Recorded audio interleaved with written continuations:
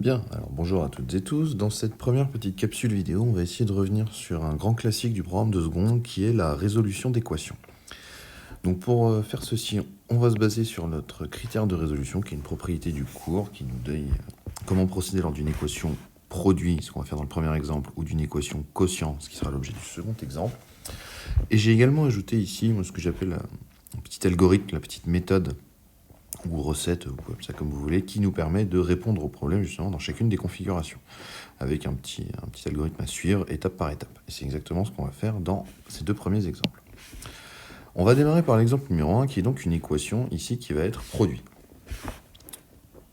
Donc lorsqu'on applique l'étape numéro 1, c'est-à-dire ici, on regarde si on a déjà 0 dans les deux côtés de l'équation. Manifestement ici ce n'est pas le cas, on va donc s'y ramener dans un premier temps.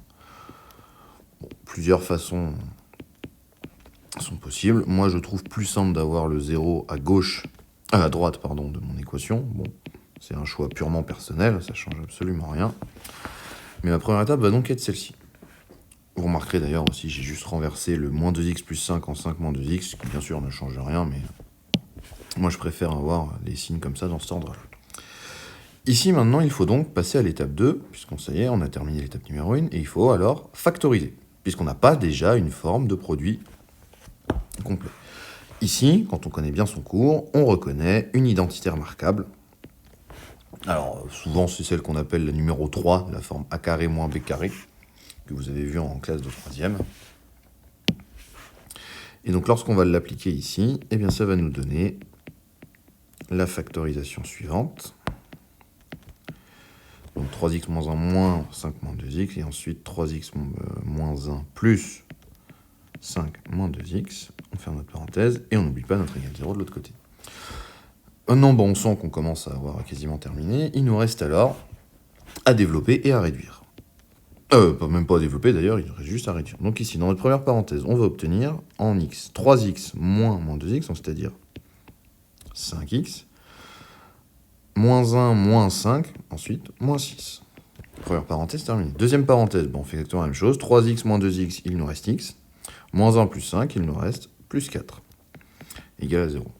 Maintenant, on peut appliquer notre propriété, qui est ici, et ça nous donne exactement 5x moins 6 égale à 0, ou bien x plus 4 égale à 0. Et là, ça y est, on a gagné. Ça nous donne donc deux solutions, x égale 6 cinquièmes,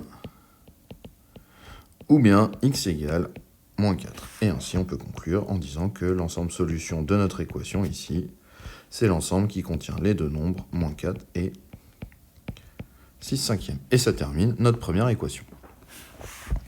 On va maintenant passer au second exemple. Alors ici, ça va être une équation quotient. Donc, bien sûr, ce qui nous amène à résoudre avec une équation quotient, c'est tout simplement qu'il y a un quotient.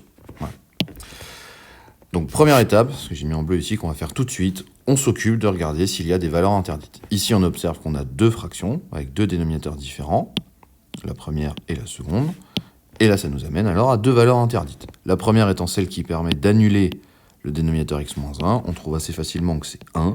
Et exactement de la même manière, la deuxième valeur interdite, c'est 2. Une fois que ça, c'est fait, ça y est, on peut passer à la résolution. Et pareil, on va continuer d'appliquer notre petit algorithme. On doit se ramener avec un 0 d'un des deux côtés. Et bien en avant, donc on va tout passer du même côté. Là encore, vous mettez le 0 à droite ou à gauche, ça n'a aucune importance. Moi, je préfère toujours le mettre à droite. Et là, on va avoir la première étape classique, donc un petit peu différente pour le produit, c'est que là, pour avoir une soustraction, pour étudier une soustraction de fraction, on doit avoir le même dénominateur partout. Sinon, on veut se ramener à la fin à un produit.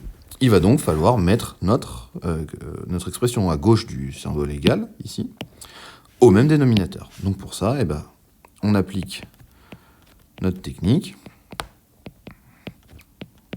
Donc on n'hésite pas à écrire les étapes au fur et à mesure. Rien ne sert de vouloir aller trop vite et de se précipiter. C'est le meilleur moyen de faire des erreurs de calcul. Et évidemment, si on se trompe à la première ligne, vous vous doutez bien qu'il y a de fortes chances que tout le reste du calcul soit faux. Et on obtient donc cette formule-là, cette forme finale ici. Donc ce passage-là, c'est exactement ce qu'on appelle la mise au même dénominateur.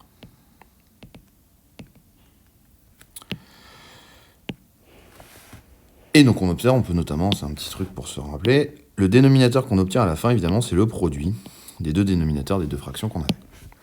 Maintenant, il ne nous reste plus qu'à développer notre numérateur et continuer le calcul. Donc quand on développe, on va obtenir 2x carré moins 4x plus x moins 2.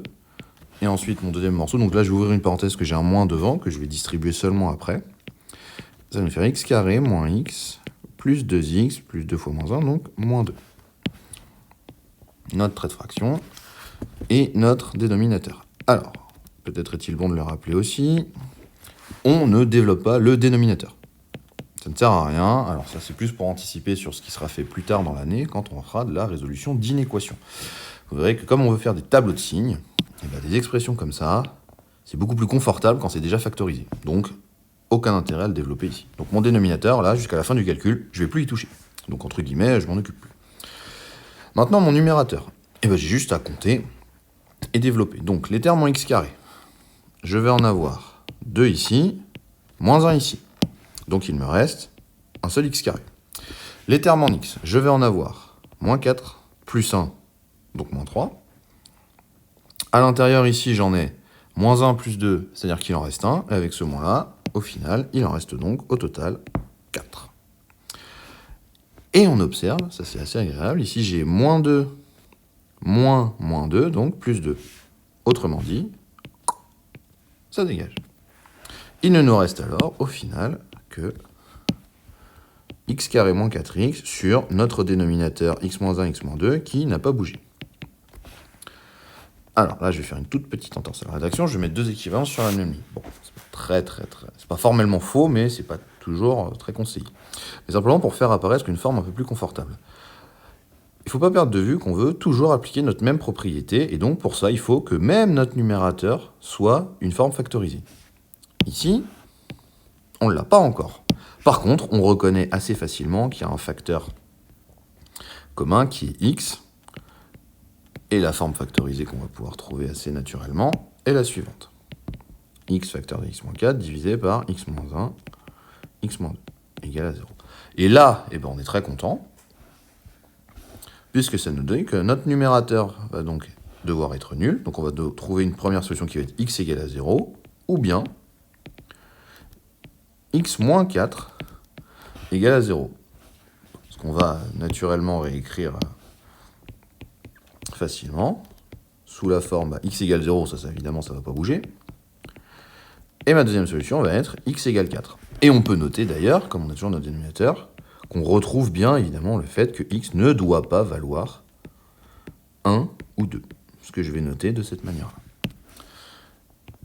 Et ce qui nous montre que l'ensemble de solutions de notre équation Q ici, c'est l'ensemble qui contient 0 et 4.